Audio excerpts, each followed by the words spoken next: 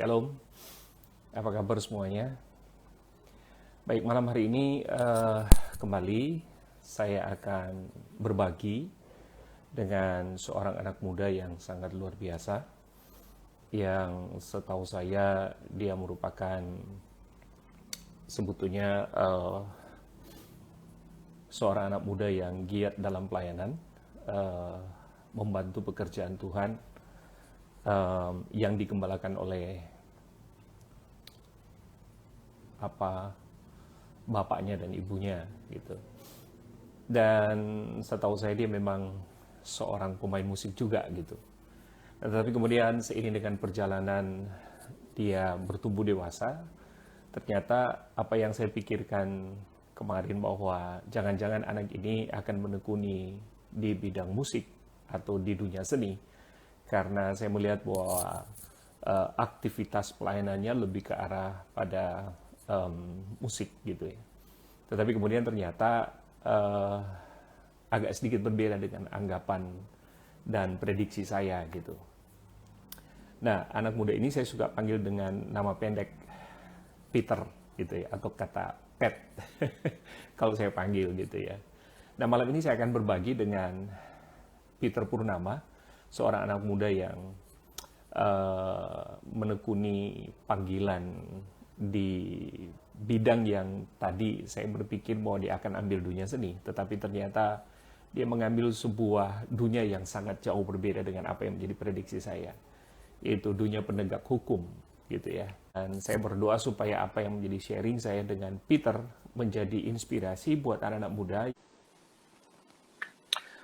Tema kita malam hari ini kita akan berbicara tentang panggilan di tempat pengadilan, saudara. Oke.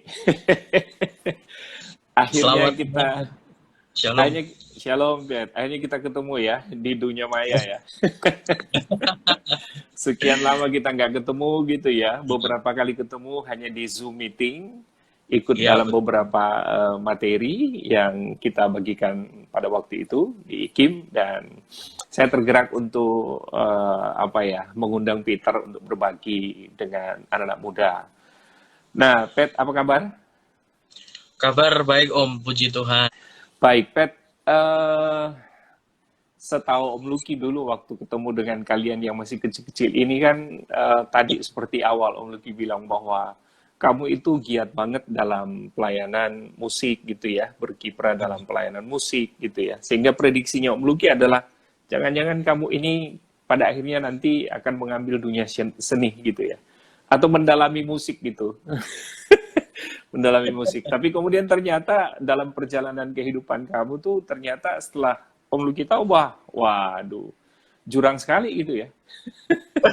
Kamu menekuni hukum gitu ya, dengan apa yang Iya, kamu lakukan dulu gitu. Nah, Pet, iya. ada satu ayat di kitab Pengkhotbah ya. Kitab Pengkhotbah pasal 3 ayat yang ke-16 itu. Om Lucky baca supaya kamu dengar baik-baik. Pengkhotbah 3 ayat yang ke-16 itu ditulis oleh Salomo. Nah, Pengkhotbah 3 ayat 16. Katakan begini, Pet. Ada lagi yang kulihat di bawah matahari, di tempat pengadilan, di situ pun terdapat ketidakadilan. Dan di tempat keadilan, di situ pun terdapat ketidakadilan, gitu ya. Dan Iya, kalau kita baca lagi ayat-ayat yang lain, misalnya dalam perjanjian lama, misalnya dalam Amsal pasal 18 gitu, ayat yang kelima, itu bicara tentang tanggung jawab tentang seorang hakim sebetulnya. Jadi jangan coba-coba istilahnya seorang hakim itu berdiri pada ketidakadilan gitu ya. Lebih iya, proh kepada orang-orang yang terzolimi padahal benar daripada orang-orang yang benar gitu ya. Daripada mau pro orang-orang yang fasik tapi kemudian nggak benar gitu. Artinya sebetulnya kalau kita bicara tentang apa yang kamu tekuni hari ini kan merupakan sebuah sebuah bidang yang cukup berat sebetulnya kan ya. Cukup berat gitu. Nah, karena betul. itu Om Lukis tuh pengen tahu gitu loh. Kenapa yang berat begini kok kamu ngambil gitu loh? Apa sih yang melatar belakangi sampai kamu kok bisa tertarik dengan dunia hukum, Pet? Iya, sebenarnya memang dulu waktu kuliah itu memang ada dua jurusan ya yang pengen pengen saya ambil, pertama musik dan yang kedua hukum gitu. Kalau alasan polosnya dulu itu saya cuman seneng sama satu tokoh pengacara gitu, tokoh pengacara senior yang sekarang jadi duta besar di Norwegia, namanya Profesor Todung Mulya Lubis. Nah itu tuh seneng aja gitu loh, lihat lihat apa kalau dia ngomong, terus kalau dia lagi sidang di pengadilan kayak gitu. Terus Hmm. yang kedua memang nggak ada jurusan lain gitu. Setelah musik, musik nggak bisa, lalu habis itu hukum gitu. Nah, kalau untuk menekuni dunia yang lagi yang saya lagi kerjakan hari-hari ini itu sebenarnya di tengah-tengah perjalanan gitu. Di tengah-tengah perjalanan berkuliah, waktu itu saya ketemu dengan dosen Hmm. dosen saya yang menjadi pembina persekutuan doa, karena kebetulan waktu itu saya ketua persekutuan doa waktu kuliah, dan dia juga seorang hakim ad hoc pada waktu itu. Nah, pada waktu itu dia merubah merubah paradigma gitu ya, merubah paradigma bahwa kita itu di dalam bidang hukum pun juga bisa melayani Tuhan Hmm. lewat profesi, dan itulah yang membuat saya apa ya tertantang gitu. Apa iya Hmm. sih sebenarnya bisa gitu. Karena dulu sih pemikirannya polos-polos aja. Pokoknya selesai S1 ya kerja di bank dapat gaji gitu kan. Mainstream gitulah. Terus mulai dari situ dibuka paradigma-paradigma. Oh, ternyata memang bisa gitu ya. Tapi pada waktu itu sih tertariknya pengen jadi jaksa saya. Hmm. Tertariknya pengen jadi jaksa, terus tiba-tiba ada satu syarat yang kemungkinan saya nggak bisa penuhi gitu kan, karena harus fisik dan lain sebagainya gitu. Terus mendekati akhir-akhir perkuliahan saya mulai berdoa, Tuhan uh, apa saya, saya waktu kuliah di Fakultas Hukum ini Tuhan tuh kasih kelancaran terus gitu kan. Hmm. Berarti memang ini panggilan saya ada di sini gitu. Tapi setelah setelah setelah mendekati lulus itu kira-kira profesi apa yang saya bisa kerjakan seperti itu. Nah, sampai pada akhirnya saya berdoa, waktu itu lulus. Waktu lulus itu juga sempat berubah juga gitu kan. Berubahnya karena kok teman-teman yang lain sudah cepat kerja gitu. Terus saya coba ngelamar gitu kan. Tapi Hmm. akhirnya nggak jadi, nggak ada yang diterima kan gitu. Terus akhirnya Hmm.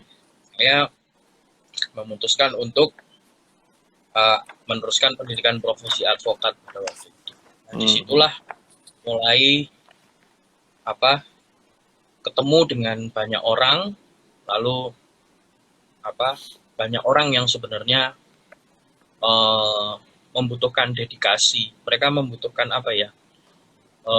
membutuhkan semacam pelayanan gitulah, Hmm. pelayanan yang sifatnya itu memang langsung melayani mereka, apa yang menjadi kebutuhan mereka. Awalnya seperti itu, kira-kira. Hmm.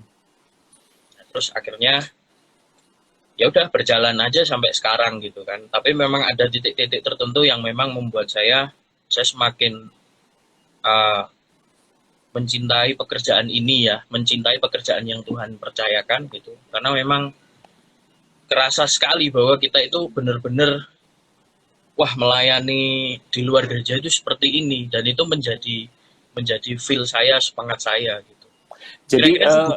jadi Pat, sebetulnya ya, kamu bisa terjun ke dunia hukum ini karena memang kamu dapat inspirasi ya dari seorang tokoh di Indonesia yang apa Ya, ya, yang bergerak dalam bidang hukum juga gitu kan ya, ya, gitu. ya, Nah, Bapak Todung Mulya Lubis kan ya, betul ya. ya, betul. Dan saya juga adalah orang yang juga apa ya, yang sungguh respect dengan beliau gitu ya. Artinya kalau kita bicara dalam konteks Indonesia sekarang, Ya, kalau kita mau menemukan sebuah figur di mana figur itu mampu membuat sebuah perubahan-perubahan di negara kita, saya pikir ya, memang kalau mungkin dari 100 mungkin hanya 1 sampai 2 gitu ya. ya, Dan menurut saya memang sebetulnya persoalan yang sekarang terjadi adalah Indonesia sedang mengalami krisis kepemimpinan kan. Dalam ya, pengertian integritasnya, Pet. betul.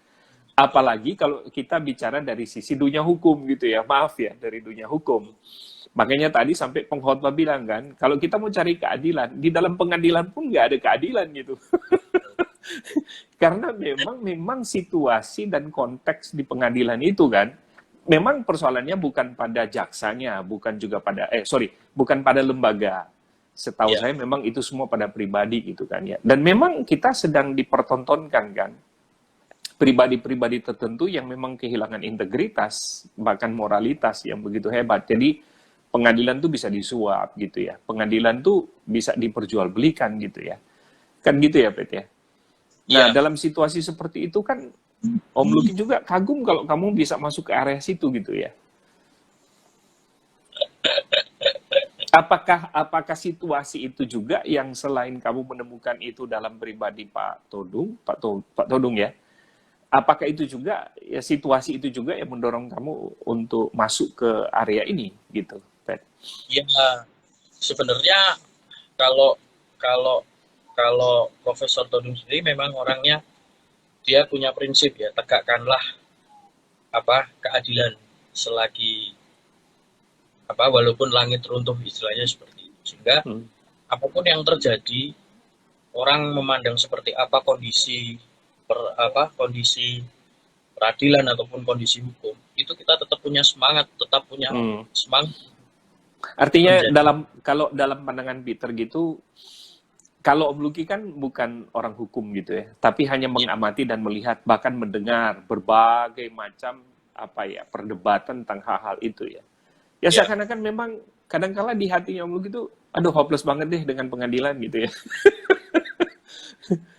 Nah, Peter yakin nggak gitu ya bahwa Indonesia ini dari dilihat Indonesia ini pengadilannya atau katakanlah Mahkamah Agungnya, ini kan ya, kejaksanya, apakah bisa mengalami perubahan-perubahan yang lebih positif dan signifikan ke jadi depannya, Pet? jadi Optimis atau gimana? saya harus tetap optimis gitu. Saya tetap optimis karena begini, eh, saat ini wajah peradilan yang dibangun wajah peradilan yang dibangun oleh masyarakat itu adalah wajah peradilan yang dibangun oleh media, itu menurut saya ya, Hmm.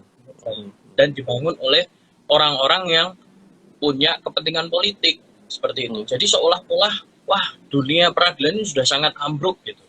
Nah, tapi Hmm. kalau orang-orang yang berpraktek seperti kami yang berpraktek, di sini juga ada partner saya yang lagi nonton, namanya William Faiz. Ya, halo William. Ya, kami orang-orang yang berpraktek itu tidak melihatnya seperti itu. Ada banyak banyak terjadi keadilan di sana, banyak terjadi apa eh, orang itu merasakan keadilan gitu. Kami orang yang setiap hari datang ke pengadilan, kami banyak mendampingi klien, itu mereka banyak sekali yang mendapatkan apa ya sederhananya mereka puas terhadap proses peradilan seperti itu. Jadi sebenarnya keadilan itu tetap ada gitu. Hanya saja saat ini yang dibangun oleh oleh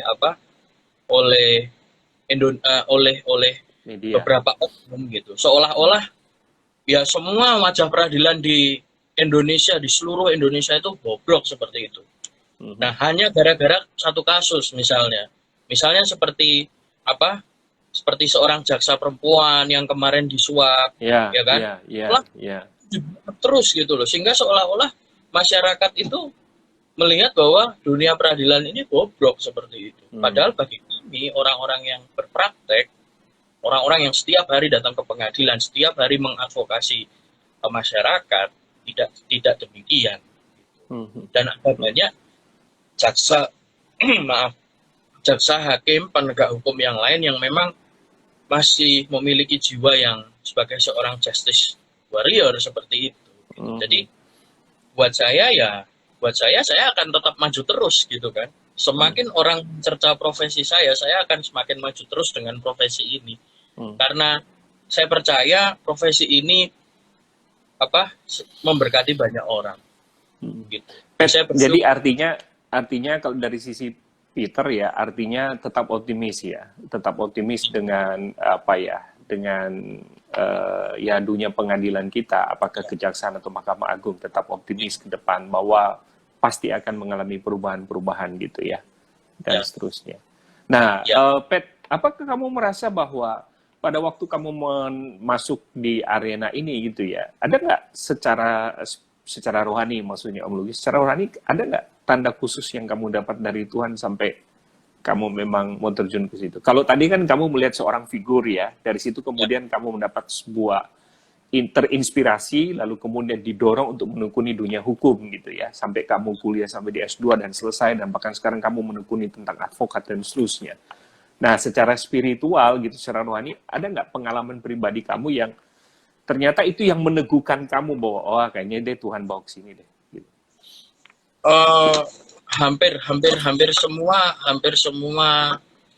semua seperti itu, Om. Jadi karena saya apa ya? Saya orang yang apa ya? Tidak pernah mau lepas dari hikmat Tuhan gitu. Sehingga hampir semua case atau hampir semua kasus yang saya tangani itu pasti ada pengalaman-pengalaman rohani bersama dengan Tuhan di situ. Termasuk juga eh, apa? Pengalaman-pengalaman secara spiritual gitu ya. Jadi banyak dibawa Tuhan ke pengalaman-pengalaman yang buat saya luar biasa gitu.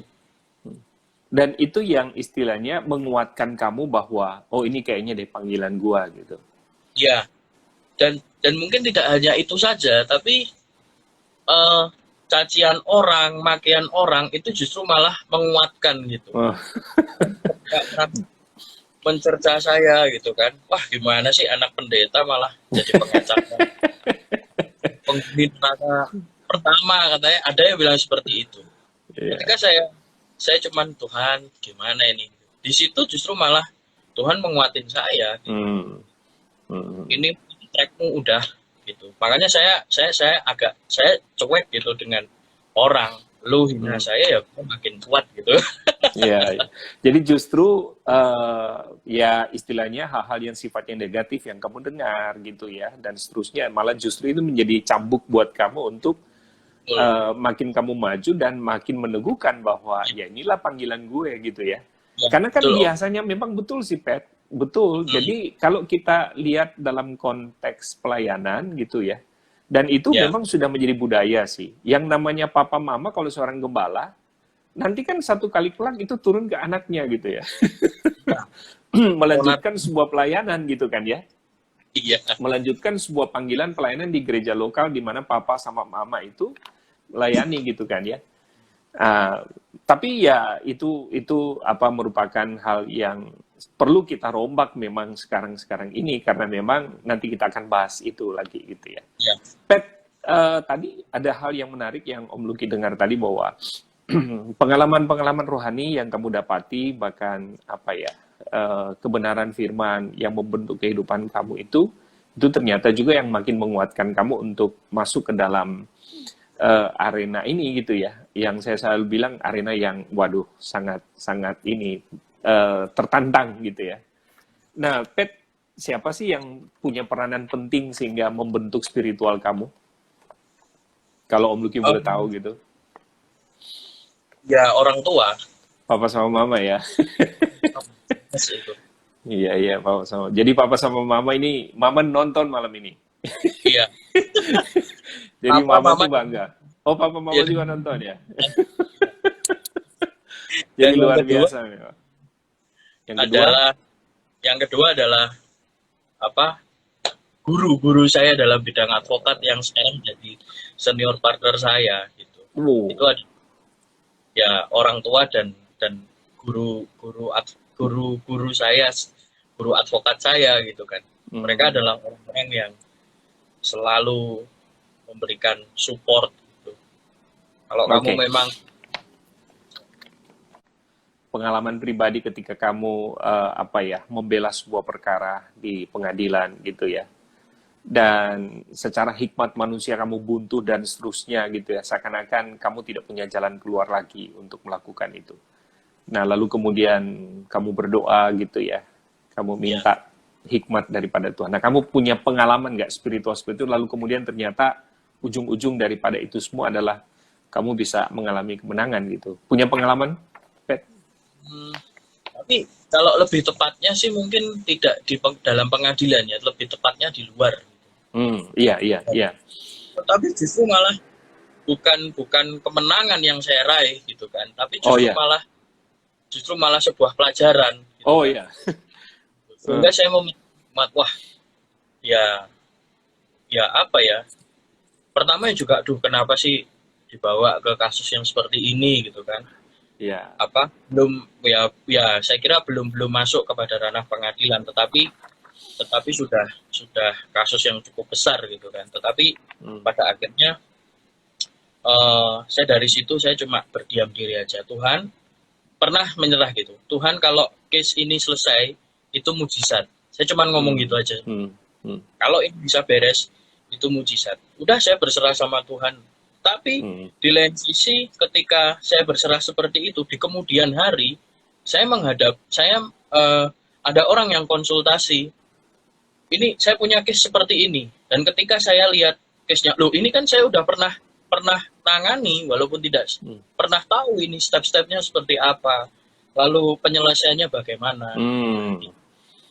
Jadi yang Jadi, saya dapatkan seperti itu. iya, jadi ada hal-hal yang memang ternyata sepertinya Tuhan tidak ada pembelaan di situ gitu ya.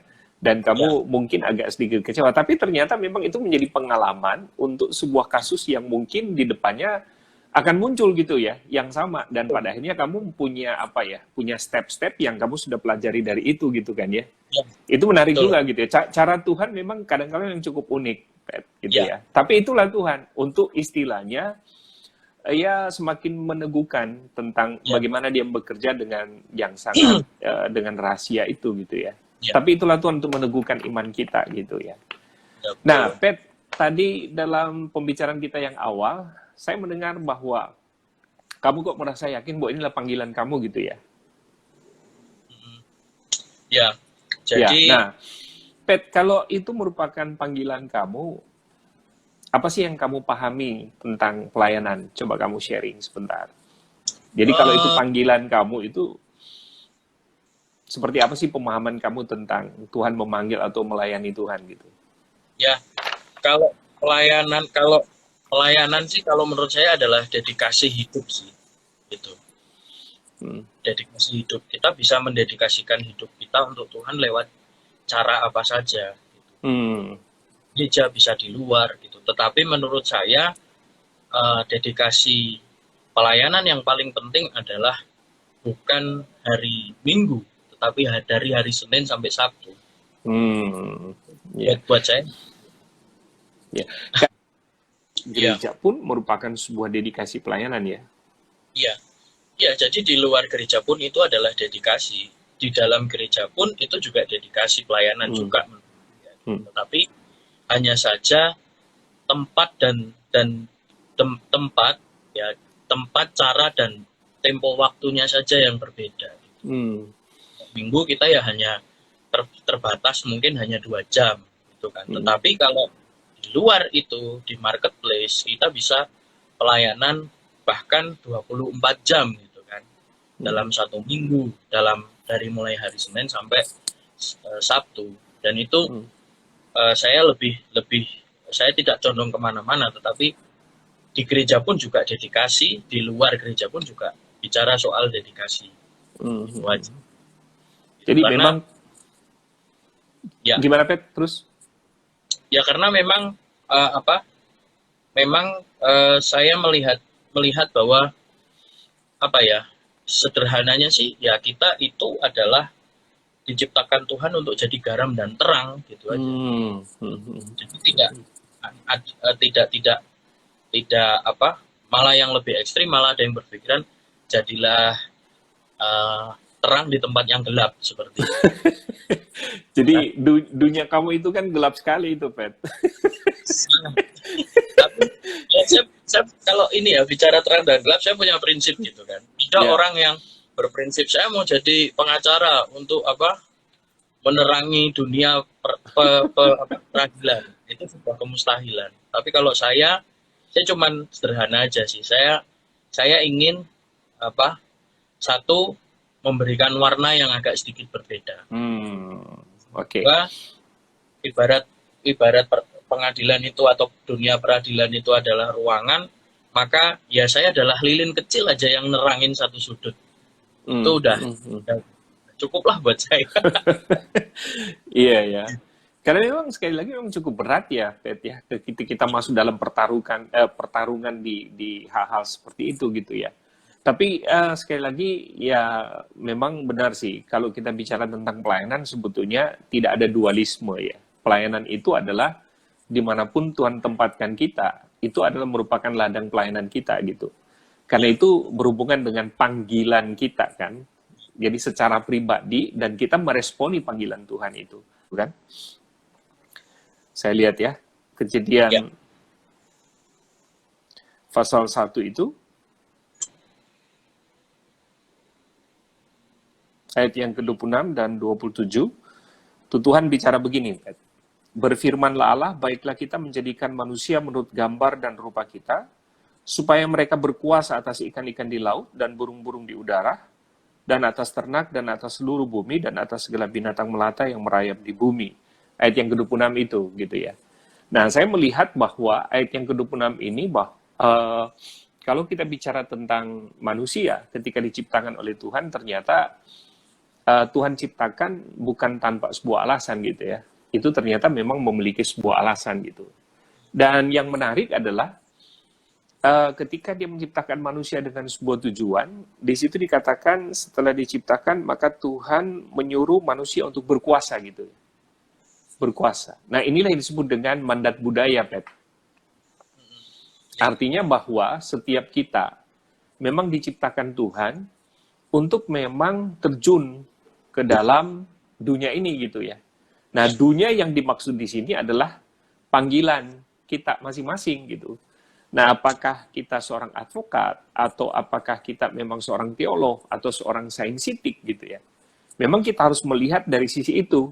Kita harus bisa melihat bahwa memang Tuhan panggil kita kepada tempat itu gitu loh. Sehingga memang dunia pelayanan kita adalah dunia di tempat di mana kita ada gitu. Untuk melakukan itu, dan seterusnya. Lalu kalau kita baca lagi misalnya dalam Efesus pasal 2 ayat yang ke-10, kita ini buatan tangan Tuhan. Karena itu memiliki tujuan, gitu kan. Jadi tujuan Tuhan dalam hidup kita adalah memang berkarya di mana yang Tuhan panggil dan kita responi itu, gitu ya. Jadi tidak pada bidang yang tadi kubu pertama mengatakan bahwa yang namanya pelayanan itu di gereja aja gitu maksud saya. Sehingga orang bisa tidur di gereja kan gitu dan seterusnya. Tapi dimanapun kita berada sesuai dengan profesi itu adalah ladang panggilan dan pelayanan kita gitu loh, Pet. Nah, pertanyaan saya, Pet, adalah kalau Peter menganggap ini merupakan panggilan dan itulah yang Tuhan mau Peter lakukan gitu ya, menjadi lilin meskipun kecil di tengah-tengah kegelapan itu gitu ya. Nah, bagaimana Peter memanifestasi firman Allah itu di tengah-tengah panggilan sebagai seorang advokat itu, Pet?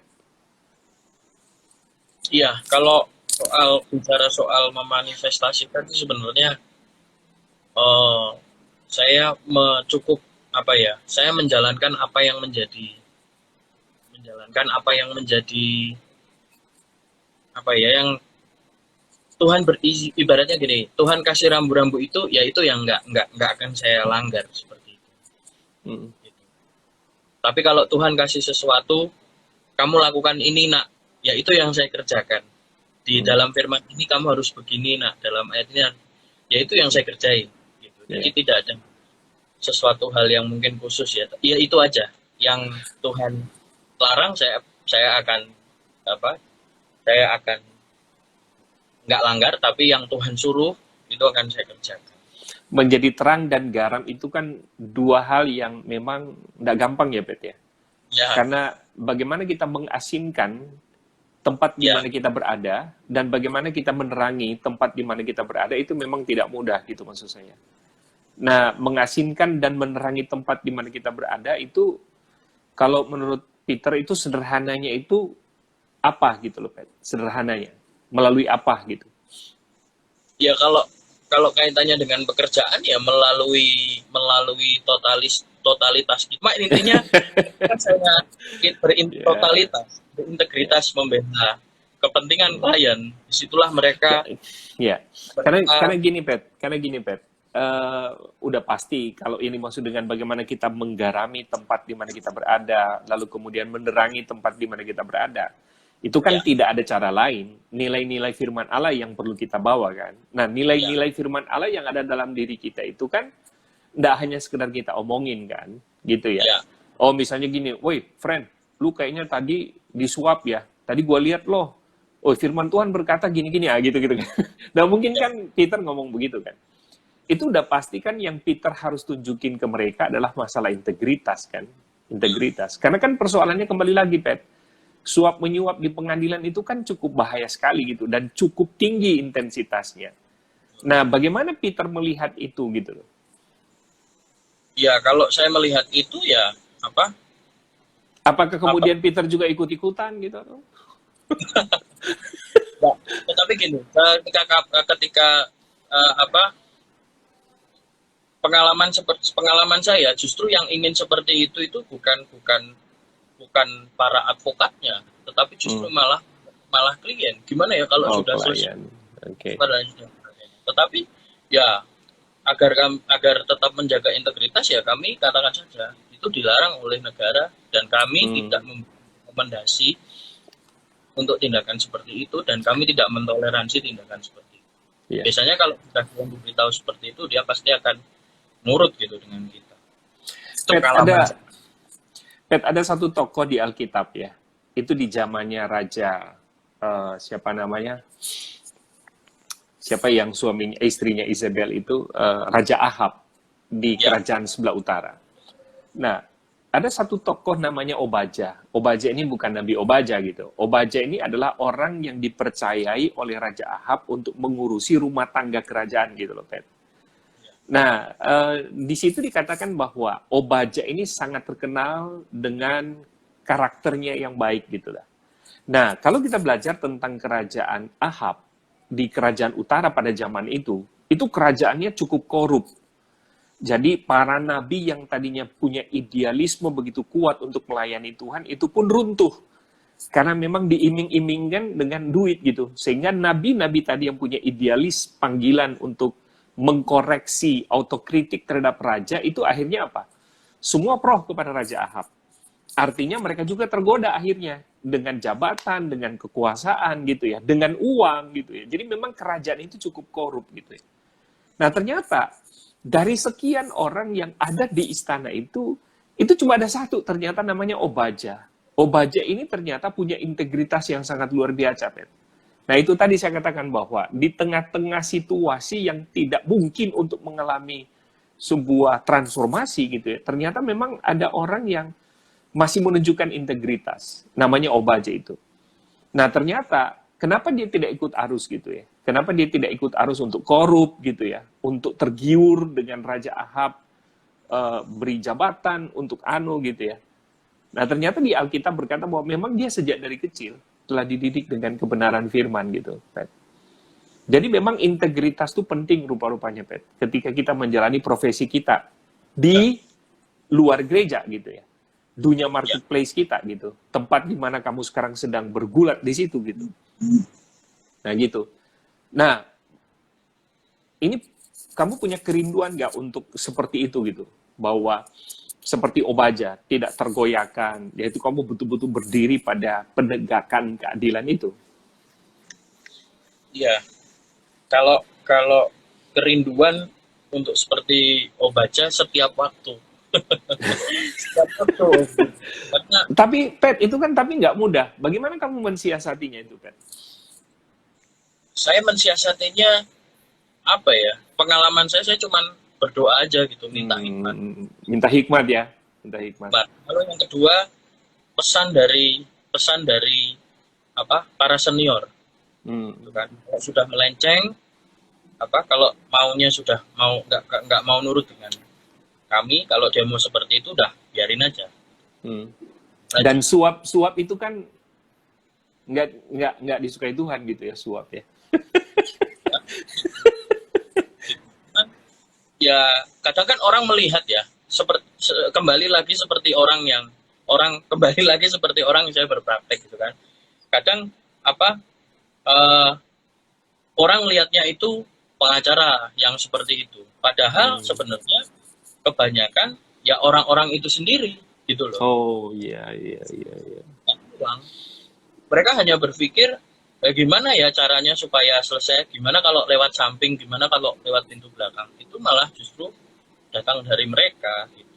Hmm. Kalau dari kami ya jelas jelas kami akan memberitahukan memberitahukan memberitahukan stepnya secara hukum seperti ini gitu. Hmm. Nah, Oke, kenapa Mas? Pet, bagaimana Ya, Pet? Sorry. ya. Kenapa masyarakat punya statement seperti itu dan dimungkinkan seperti itu? Karena memang masyarakat sendiri setiap hari di blow up dengan berita-berita Hmm. yang penegak hukum ini kena suap lah, penegak hukum kena suap. Jadi masyarakat berpikir bahwa oh itu sebenarnya kalau mau selesai ya seperti itu. Itu kan Hmm. yang di TV Hmm. yang ketahuan, yang nggak ketahuan Hmm. kan bisa saja kan gitu, bisa saja pasti. Yes. Pasti banyak lah ya. Baik, Pet. Waktu kita udah mau selesai waktu kita gitu ya. Pet, jadi istilahnya yang namanya panggilan kamu perlu bertanggung jawab. Betul nggak, Ya, Pet? Karena betul. itulah tempat di mana memang Tuhan utus kamu gitu ya. Seperti Tuhan Ya, Yesus bilang di tengah-tengah serigala gitu.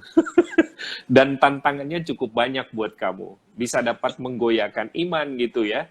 Karena memang di sana, waduh sangat luar biasa memang. Dia punya pergumulan kamu gitu ya. Nah, Pet, karena ini merupakan tanggung jawab kamu, apa sih yang kamu lakukan dalam diri kamu untuk kamu memang memperlihatkan bahwa ya karena ini merupakan tanggung jawab dan panggilan, maka saya memang harus memperlihatkan bukan hanya integritas, tapi dari sisi kualitas juga gitu. Nah, untuk mengembangkan kualitas kamu, apa sih yang kamu lakukan? ya. Kalau secara spiritual saya apa ya selalu dekat dengan Tuhan lah secara Ya. spiritual. Apa apa dan mama juga pesan gitu kan. Selalu lah pokoknya banyak berdekat dengan Tuhan. Terus yang kedua untuk meningkatkan itu tadi ya saya banyak meningkatkan jam terbang sih gitu. Jadi ketika ini ada kasus kayak gini ambil gitu. Dan justru kebanyakan adalah saya mengambil kasus-kasus yang belum pernah. Jadi Sehingga tantangan buat kamu ya, jadi tantangan karena untuk ketika kamu kita belajar. ya ketika kita belum pernah, kita akan mencoba dari step awal sampai akhir. Ketika kita mencoba semuanya, itu yang akan menjadi apa? Menambah integritas kita. Sehingga ketika ada orang yang mungkin apa? Oh itu pengacara itu sudah pernah tangani itu gitu. Dan saya Yes. pernah lihat dia berhasil. Iya. Dan akhirnya orang datang seperti itu. Jadi saya dilatih ya kebetulan dilatih oleh guru saya, guru advokat saya. Itu seperti itu. Dia mengatakan kepada saya mengajak kamu itu di kasus-kasus yang belum pernah. Kalau udah pernah ngapain saya Iya. kasih. Jadi meningkatkannya adalah yaitu tadi kita diberikan tantangan dengan kasus-kasus yang mungkin belum pernah ditangani dan skalanya pun juga kebanyakan skala yang berat gitu. Tapi kalau mudah-mudah ya tangani sendiri misalnya seperti itu. Kalau merasa bisa ya kita tangani sendiri. Tapi ya untuk menaikkan totalitas dan integritas yaitu Iya. dekat Jadi sama Tuhan dan dua hal yang kamu lakukan ya. Jadi kamu spiritualitas kamu bangun hubungan dengan Tuhan tadi gitu ya.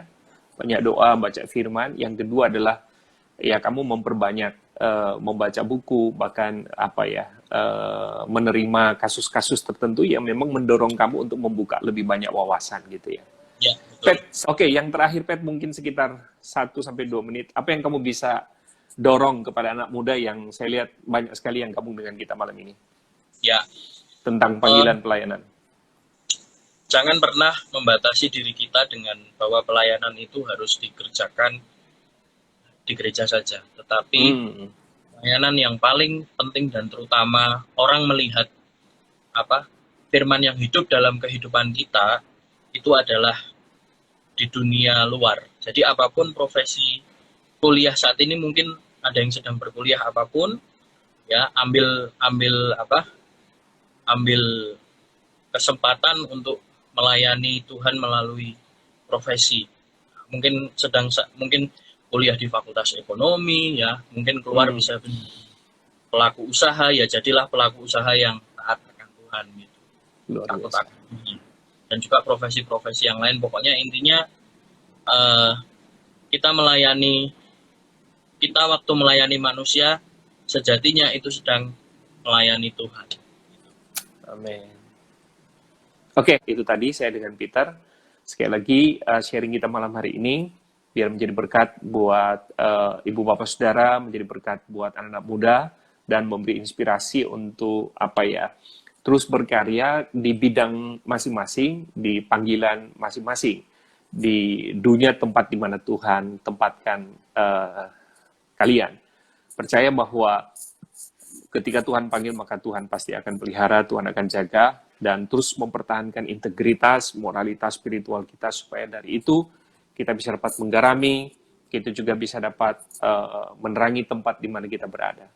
Di mana engkau bekerja, disitulah merupakan ladang pelayanan yang Tuhan percayakan untuk saudara layani.